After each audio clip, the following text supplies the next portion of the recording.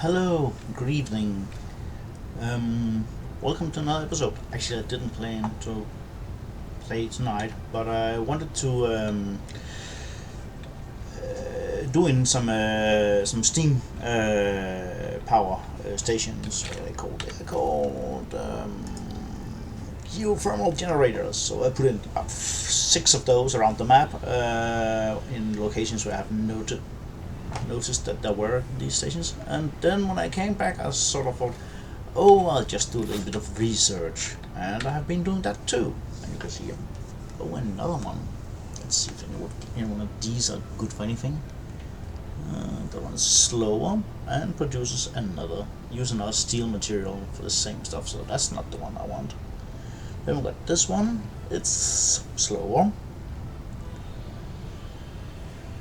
Doesn't use the blender. That's a plus. But on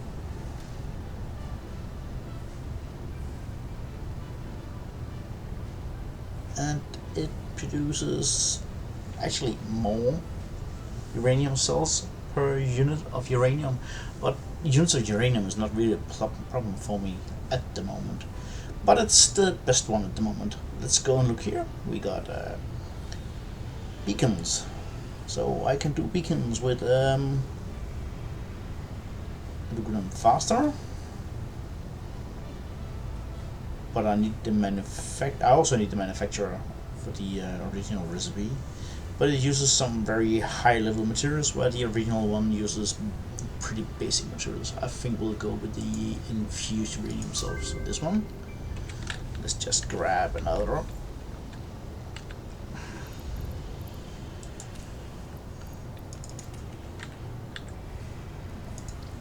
Start. Yeah, let me show what I've done, because then I sort of thought, I could do a little bit of initial construction. I'm just going to grab some materials here, because I know that. Let's just see. Yes, we go here and we got some of these guys. We just convert them because they are annoying to carry around. So we'll go here and drop off some materials.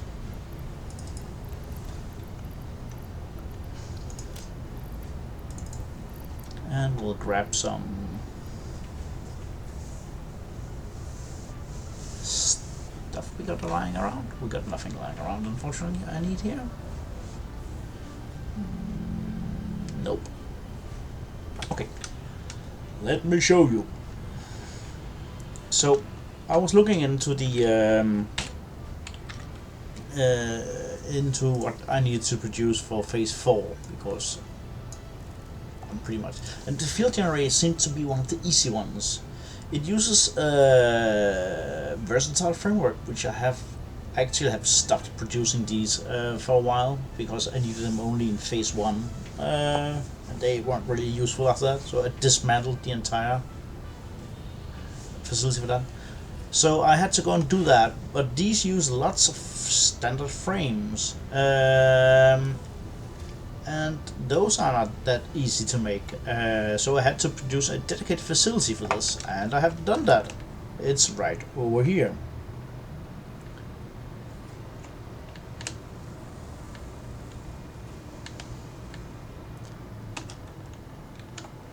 And it's pumping out frames as fast as it can.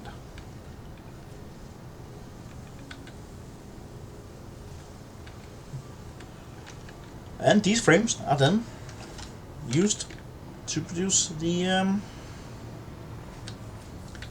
versatile frameworks right here.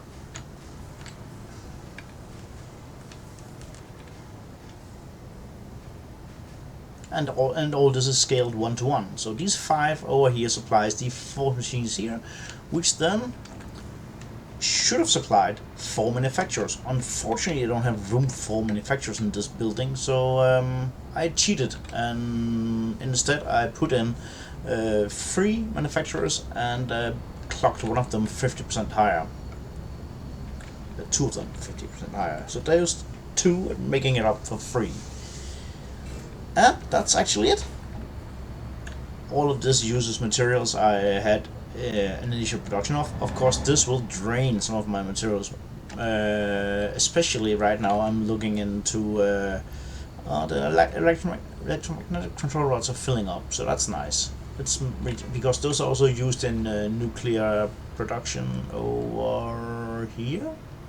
Whee! Yeah. So I clocked these up rather a lot, but they seem to be doing nicely, and they are catching up with the demand. Then something far more problematic was was down here in this part where we are doing reinforced iron plates, and those were already supplying for 3 overclock machines doing frames, and they also sort of now tried to produce with this. So what I did here was actually that I first of all clocked these up to maximum. I think they can handle it. The rubber is the problematic part, and I have scaled that production up a lot. And then around here I oh, what this is.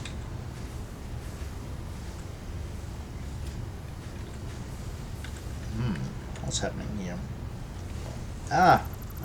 Sneaky little bugger has we can't have that.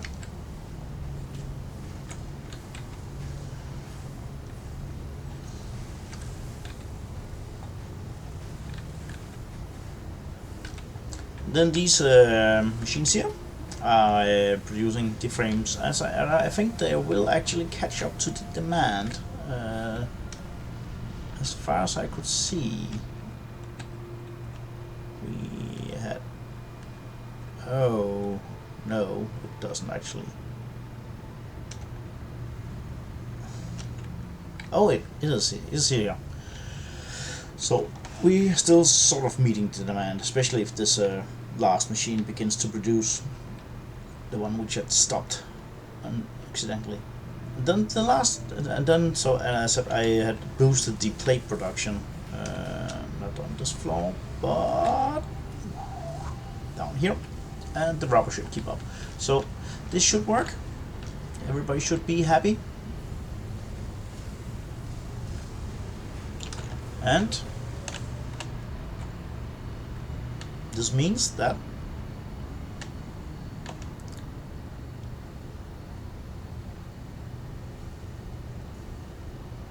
these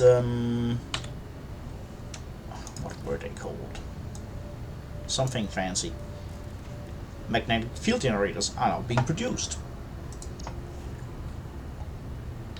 Coming right by here and going straight to the elevator. Straight. I need to finish that pillar there. It looks stupid. I put in a pillar here because, well, it was too far from here to there. So, yeah.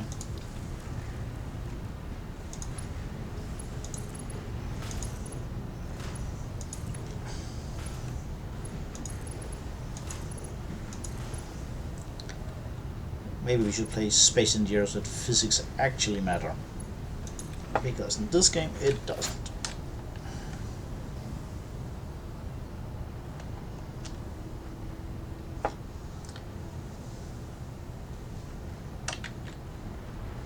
Of course, I put a bit of strain on the steel production, and that's actually one of the things I'm a bit concerned about, because let's see how they are doing. It's keeping up. This one is not keeping up. Steel is flowing in as fast as it can. I might need to do a remote steel production facility somewhere.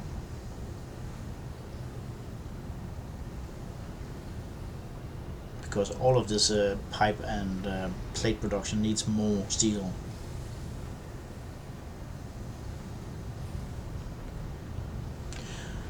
Yep. So that's what I want to show you for you. That tonight I have increased the heights of these buildings. There now. This lookout tower here over here was I humoristically called it top of the world, just like well, Titanic reference, because it was the tallest part of my base at some point. By now it's Yeah, it's been dwarfed by. I mean, eventually these skyscrapers would be higher than the top of the world.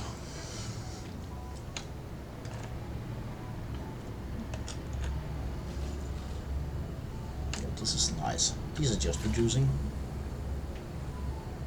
They could go even faster. Why aren't they producing?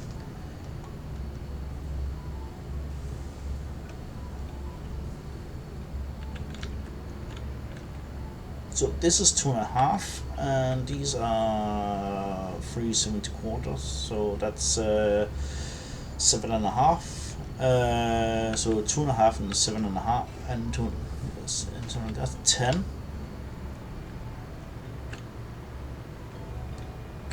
These are creating 5 per minute. Oh, I need to boost this.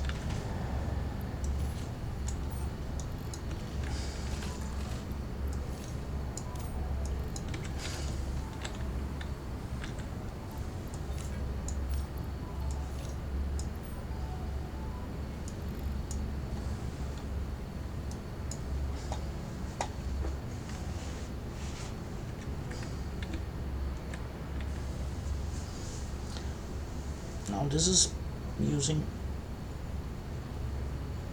Now this should be using 5 minutes.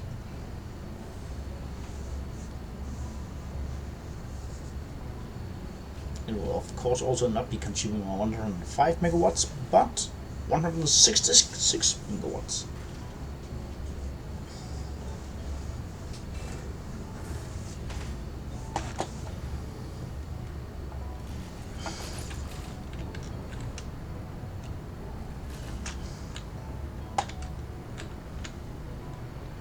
And this will increase the strain on my entire production line even more. For example, over here. Oh, these are good. This one's almost good.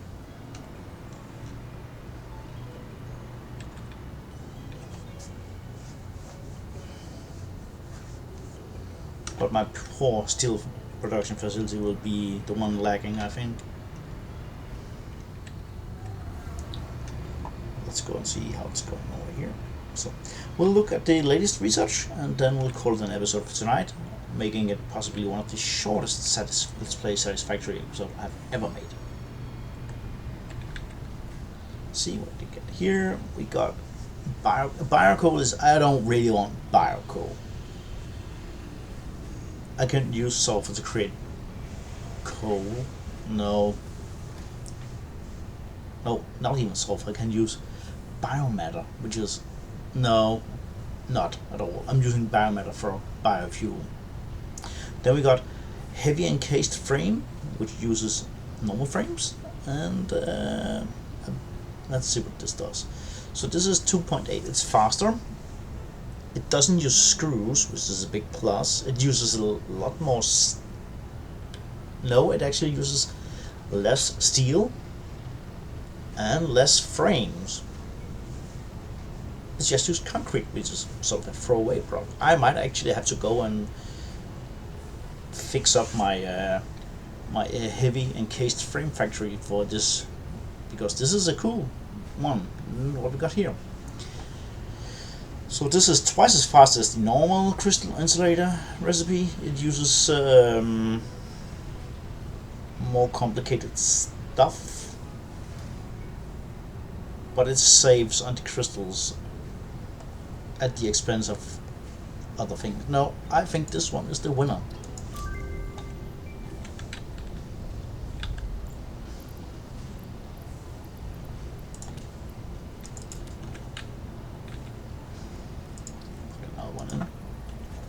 Then I got something to do for our next episode. Well, thank you for watching this episode, and I will be seeing you in the next episode. Bye.